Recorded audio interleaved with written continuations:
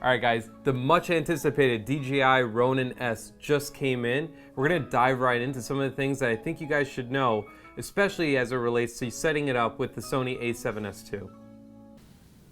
No, just be natural. Just be natural, okay. Yeah. All right. All right. No, it looks fine. All right, cool. So now let's talk a little bit about the structure of the Ronin, right? So first off, you have a table tripod stand, and then that essentially also acts as a long handle. Essentially what you can do is you can place it on a table, and you can also tighten it together and then hold it. So as an extra handle, this actually helps holding it for with two hands. And you really start to realize, I'm like, this is a pretty light gimbal, but it feels just so well constructed. I think, you definitely feel like you're getting your money's worth when you're paying for something like this. I did not realize that there was no manual included. I was actually searching all over the box for it, and I realized that the manual just came out a day ago. So in order to find the manual, you have to search the DJI Ronin-S product. Within the download section, you can then find the manual, and you can basically download the PDF and read it. So that'll give you step-by-step instructions on how to assemble it, and DJI has some great tutorial videos out there.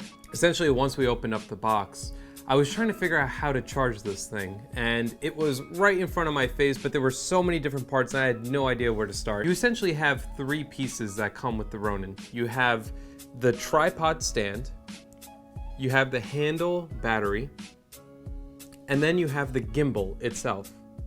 In order to charge the Ronin, you have to attach the handlebar to the gimbal, and then you have to plug into the USB port while the gimbal and the handle are connected. So I'm running a A7S II with a 28mm f2, which in general, it's a very light setup. I pretty much had to go to the lightest setting that I could. The vertical axis, essentially I think it's the tilt axis that I was balancing for, that pretty much had to be slid all the way up. And when I was doing that, it didn't feel right, because I essentially was going past the measurements to essentially try to balance on this camera. So as you can see here, if I tilt the camera, it'll stay in its exact spot. Now the only way to achieve this would be to really push this vertical axis all the way up. Once you actually have it all put together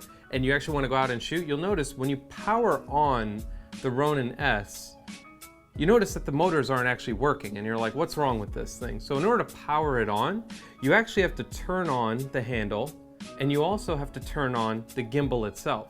You have to download the Ronin-S app. You navigate to configuration, and then you toggle off the motor pause button. The Ronin-S follow focus does not work with the A7S II. This is at the time of the video, so if Sony comes out with an updated firmware where they can handle follow focus control through its USB port, that would be incredibly helpful.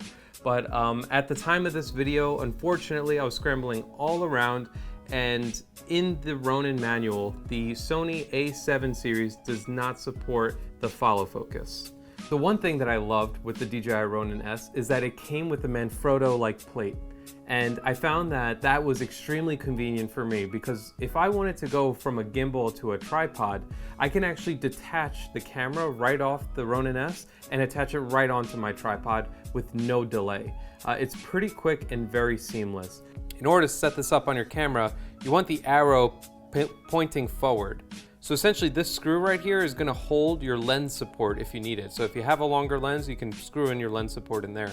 But now, in order to get the screw into the plate, it actually won't fit if you put it underneath here. In order to get the screw to fit into the plate, you actually have to screw it in to the top.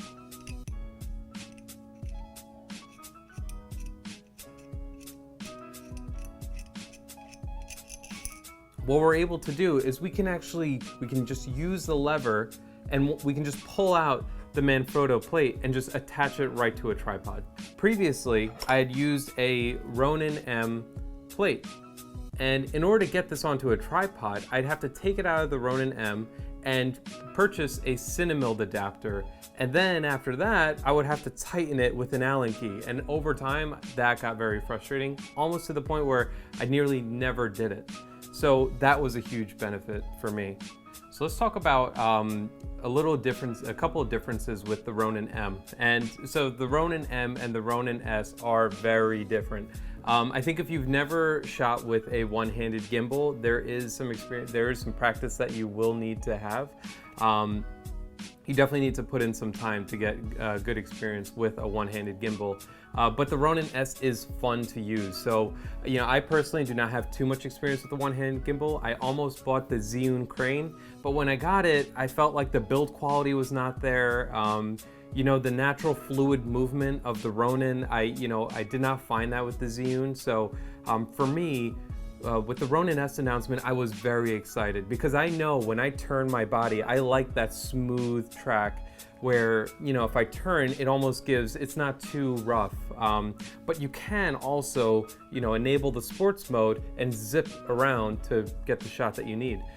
But normally in my style of shooting, since I personally shoot a lot of weddings, I do want a nice smooth transition when I'm turning, and I don't want to force that, right? I want it to move with my body, and the Ronin accomplishes just that. Both the Ronin-M and the Ronin-S.